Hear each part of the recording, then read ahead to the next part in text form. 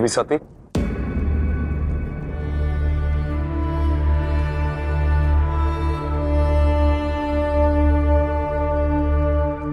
इस प्रकार मौन रहकर मुझे दंडित ना करें। मैं एकांत चाहती हूँ शिव।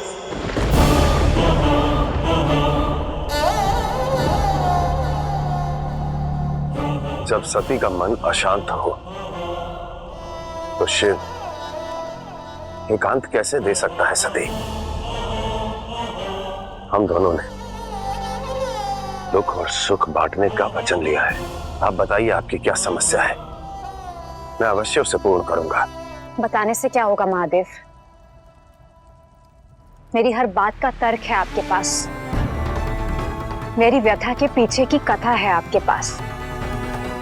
आप निर्दोष हैं, सब दोष मेरा है, स्वीकार करती हूँ। देवी सती, यज्ञ में जो भी हुआ वो नहीं होना चाहिए था। मैं जानती हूँ आपके मन में पिताश्री के लिए कोई मलिनता नहीं, परंतु पिताश्री आपको शत्रु मानते हैं और आप ये जानते हैं। फिर भी उनके आने पर आपने उठकर उनका अभिवादन नहीं किया। ये जानते हुए कि बात बढ़ सकती है आप नहीं उठे। पिताश्री ने बात बढ़ाई, परंतु आपने भी तो उसे रोकने का प्रयत्न नहीं किया शिव। देवी सती, वहां पर उनके मान में खड़ा होना अनुचित होता, मर्यादा के विरुद्ध होता, और ये आप भी जानती हैं। मर्यादा ने आपको रोका, परंतु आपकी पत्नी ने जो आपसे प्रार्थना की उसका क्या? मैंने आपसे बार बार विनती की, आप फिर भी नहीं उठे। मैं आपकी पत्नी हूँ शिव, परंतु उनकी पुत्री भी हूँ।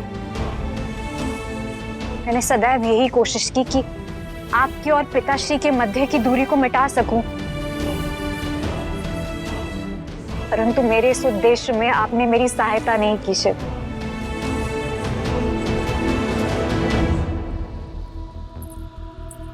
आप हट कर रही हैं देवी। क्यों? हट करना केवल पुरुषों का अधिकार है। एक हट आपने किया, एक हट पिताश्री ने किया, और आप दोनों के हट के बीच मैं पिस रही हूं।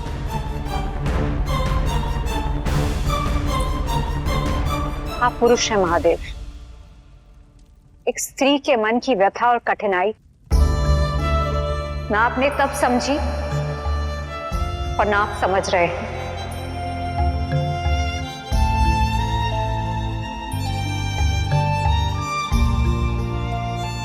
मेरा विश्वास कीजिए देवी, मैंने जो भी किया वही उचित था, और संसार को दुष्टों का कोलाहल उतनी हानि नहीं पहुंचाता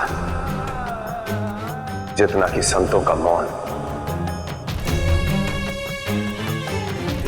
मैं केवल एक पति नहीं देवी, यह संपूर्ण संसार मेरे किए का अनुसरण करता है, मुझे आदर्श मानता है, और ऐसे में यदि मैं कोई अनुचित कर्म कर बैठा तो वो इस संपूर्ण संसार को अनुचित संदेश देगा। उचित अनुचित मैं नहीं जानती महादेव। मेरे लिए मेरे पिता और पति के मध्य प्रेम उत्पन्न करना महत्वपूर्ण है। कैसे समझाऊं आपको?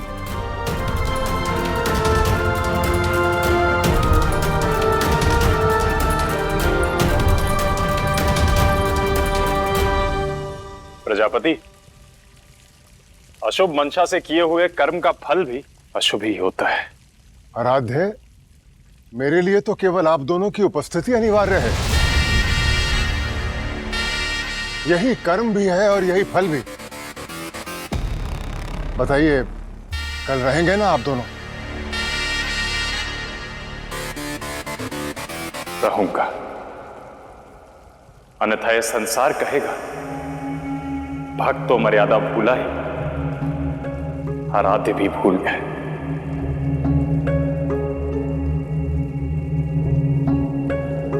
ऋषिवर, बेझिझक आगे बढ़िए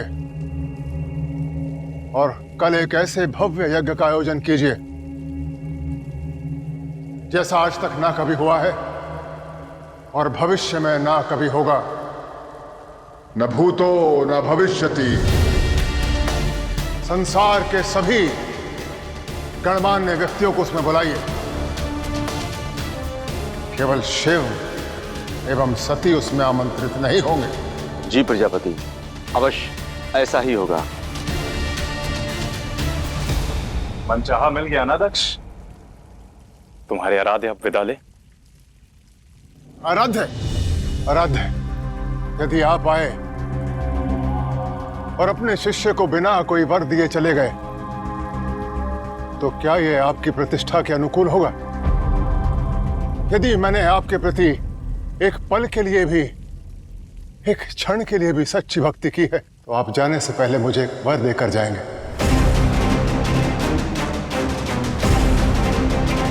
कहीं किसी दुविधा में डालने वाला वर तो नहीं मांग रहे हो ना दक्ष?